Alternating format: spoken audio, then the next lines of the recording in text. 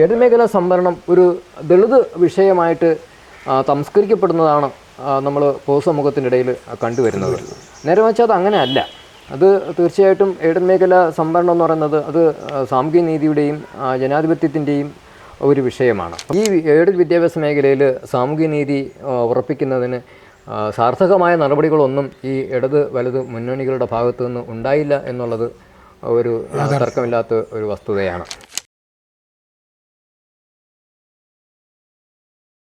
നമസ്കാരം.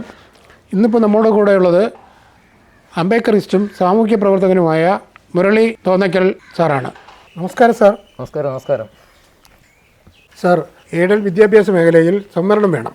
ഈ വിഷയം സാമൂഹ്യ നീതിയുമായി എങ്ങനെ ബന്ധപ്പെടുന്നു? പ്രസൻറ്റ് സോഷ്യോ പൊളിറ്റിക്കൽ കോണ്ടെക്സ്റ്റിൽ വളരെ പ്രസക്തമായ ഒരു വിഷയമാണ് എയ്ഡഡ് മേഖല സംവരണ വിഷയം. തീർച്ചയായിട്ടും നമ്മൾ അടിയന്തരമായിട്ട് അഡ്രസ്സ് ചെയ്യേണ്ട, പരിഹാരം കണ്ടെത്തേണ്ട ഒരു വിഷയമാണ്.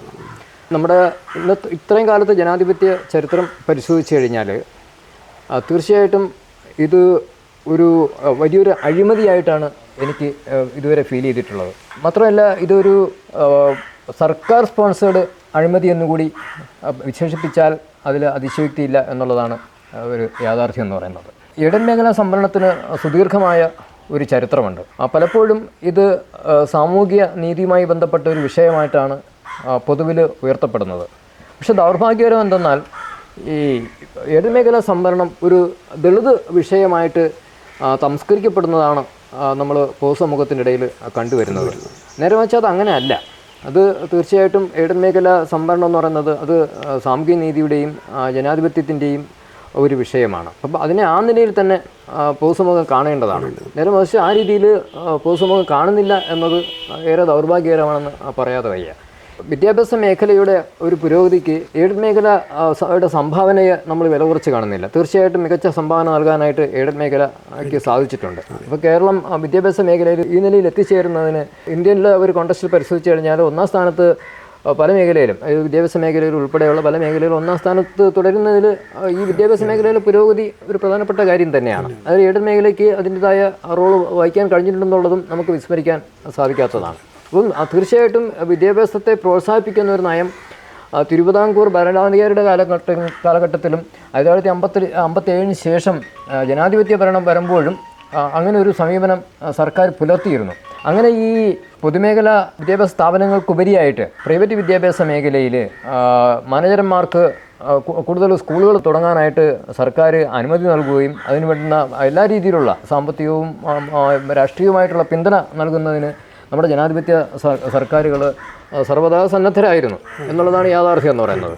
പക്ഷേ ഈ ഒരു സന്നദ്ധതയെ അല്ലെങ്കിൽ സർക്കാരിൻ്റെ ഈ ഒരു പോസിറ്റീവ് സമീപനത്തെ ഈ എയ്ഡഡ് മുതലാളിമാർ അല്ലെങ്കിൽ പ്രൈവറ്റ് വിദ്യാഭ്യാസ സ്ഥാപന മേധാവികൾ മാനേജർമാരും ദുരുപയോഗം ചെയ്തു എന്നുള്ളതാണ് യാഥാർത്ഥ്യം. അതായത് ഈ ഒരു വിദ്യാഭ്യാസത്തെ അതൊരു സാമൂഹിക മുന്നേറ്റത്തിനായിട്ടുള്ള ഒരു സംഗതി എന്നതിനപ്പുറം ഇതിനെ ഒരു വ്യവസായം എന്ന നിലയിലോട്ട് വിദ്യാഭ്യാസ മാനേജർമാർ കാണുകയും അതിനെ ആ രീതിയിൽ സമീപിക്കാനും ആരംഭിച്ചതോടുകൂടിയാണ് യഥാർത്ഥത്തിൽ പ്രശ്നങ്ങൾ ആരംഭിക്കുന്നത്. തിരുവിതാംകൂർ ഭരണാധികാരിയുടെ കാലത്ത് തന്നെ ധാരാളമായിട്ട് വിദ്യാഭ്യാസ സ്ഥാപനങ്ങൾ, അതായത് നമ്മുടെ പ്രൈവറ്റ് മേഖലയിൽ ധാരാളമായിട്ട് വിദ്യാഭ്യാസ സ്ഥാപനങ്ങൾ ആരംഭിച്ചുവെങ്കിലും അന്നൊന്നും അവർക്ക് ശമ്പളം കൊടുത്തിരുന്നത് സർക്കാരല്ലായിരുന്നു. അതായത് മാനേജർമാർ തന്നെ ഡയറക്റ്റായിട്ട് ശമ്പളം കൊടുത്തു വരികയായിരുന്നു. നേരെ മറിച്ച് മതിയായ ശമ്പളം ഈ മാനേജർമാർ കൊടുക്കാതെ വന്നപ്പോഴത്തേക്ക് അത് വലിയൊരു സാമൂഹിക വിഷയമായിട്ട് ഉയർന്നു വരികയും ഈ അധ്യാപകർ വലിയ പ്രക്ഷോഭ സമര പരിപാടികൾ ആരംഭിക്കുകയും ചെയ്തു. അതിൻ്റെ ഭാഗമായിട്ട് അന്ന് ഈ കേരള എഡ്യൂക്കേഷൻ ആക്റ്റും മറ്റുമൊക്കെ നിലനിൽക്കുന്ന ഒരു സമയത്ത് ഈ മാനേജർമാരും സർക്കാരുമായിട്ട് ഈ കാര്യത്തിൽ ചില വ്യവസ്ഥകൾ ഉണ്ടാക്കിയുണ്ടായി. അതിൻ്റെ ഭാഗമായിട്ട് സർക്കാർ എയ്ഡഡ് വിദ്യാഭ്യാസ സ്ഥാപനങ്ങളിലെ ജീവനക്കാർക്ക് ശമ്പളം കൊടുക്കാനായിട്ട് തീരുമാനിക്കുകയും അങ്ങനെ എയ്ഡഡ് വിദ്യാഭ്യാസ മാനേജർമാർ വഴി ഇത് ജീവനക്കാർക്ക് നൽകുകയും ചെയ്തു വന്നിരുന്നു. നേരെ മറിച്ച് ഇതിനകത്തും ഒരു വെട്ടിപ്പ് നടക്കുകയും ഈ സർക്കാർ കൊടുക്കുന്ന മുഴുവൻ തുകയും ഈ ജീവനക്കാർക്ക് നൽകാതെ അതിൽ നിന്ന് വെട്ടിക്കുന്ന ഒരു രീതിയിലോട്ട് കാര്യങ്ങൾ നീങ്ങുകയും അങ്ങനെ വീണ്ടും പ്രശ്നങ്ങൾ ഉടലെടുത്തു. അതിൻ്റെ ഭാഗമായിട്ട് 1958-59 കാലഘട്ടത്തിൽ KER ഒക്കെ വരുമ്പോഴത്തേക്ക് കൃത്യമായ വ്യവസ്ഥ ഉണ്ടാക്കുകയും ഈ ഡയറക്റ്റ് പേയ്മെൻറ്റ് സംവിധാനം എന്ന് പറയുന്ന, അതായത് ഈ സർക്കാരിൻ്റെ പണം നേരിട്ട് ഇവരിൽ നമ്മുടെ അധ്യാപകരിൽ അല്ലെങ്കിൽ ജീവനക്കാരിൽ എത്തുന്ന രീതിയിലോട്ട് കാര്യങ്ങൾ മാറുകയും ചെയ്തു. അപ്പോൾ അത് വലിയൊരു വിഷയമായിട്ട് ഈ വിദ്യാഭ്യാസ മുതലാളിമാരും, വിശേഷിച്ചും സാമുദായികമായിട്ടാണല്ലോ അന്ന് വിദ്യാഭ്യാസ സ്ഥാപനങ്ങൾ, പ്രൈവറ്റ് വിദ്യാഭ്യാസ സ്ഥാപനങ്ങൾ നടത്തി വന്നിരുന്നത്. അങ്ങനെ അന്നത്തെ ക്രിസ്ത്യൻ, നായർ മാനേജ്മെൻറ്റുകൾ അല്ലെങ്കിൽ എല്ലാ തരത്തിലുള്ള മാനേജ്മെൻറ്റുകളും സർക്കാരിനെതിരെ തിരിയുകയും അങ്ങനെയാണ് അവസാന ഘട്ടത്തിൽ അത് 1959 വിമോചന സമരത്തിലേക്ക് നീങ്ങുകയും അന്ന് നിലവിൽ സർക്കാർ അട്ടിമറിക്കപ്പെടുകയൊക്കെ ചെയ്യുന്ന രീതിയിലോട്ട് കാര്യങ്ങൾ എത്തുകയുണ്ടായി. അപ്പോൾ ഇത് ആ രീതിയിൽ നമ്മൾ നോക്കുമ്പോഴത്തേക്ക് എയ്ഡഡ് മേഖല സംവരണ വിഷയത്തിൽ വലിയൊരു ചരിത്രം തന്നെ അവശേഷിപ്പിക്കുന്നുണ്ട്. അപ്പോൾ ഇതിനൊരു പരിഹാരം ഇതുവരെ ഉണ്ടായിട്ടില്ല.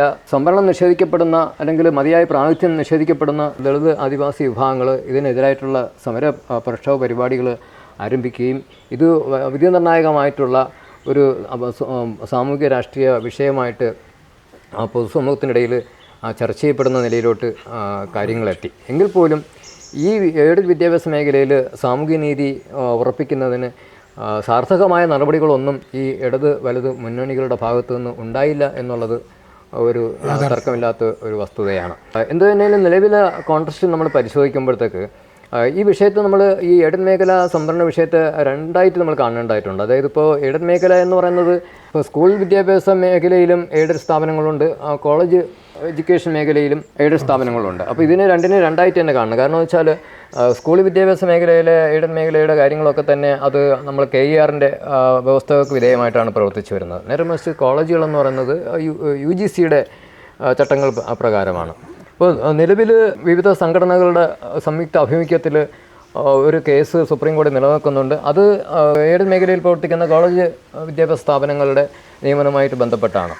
അപ്പോൾ ആ കാര്യത്തിൽ UGC സംവരണം കൊടുക്കണം എന്നുള്ള ഒരു നിലപാടെടുക്കുകയും UGCയുടെ ഒരു ഉത്തരവ് അതിന് അനുകൂലമായിട്ട് എയ്ഡഡ് മേഖല കോളേജുകളിൽ സംവരണം ഏർപ്പെടുത്തണമെന്ന നിലയിലോട്ട് ഒരു ഉത്തരവ് UGC ഇറക്കിയിട്ടുണ്ട്.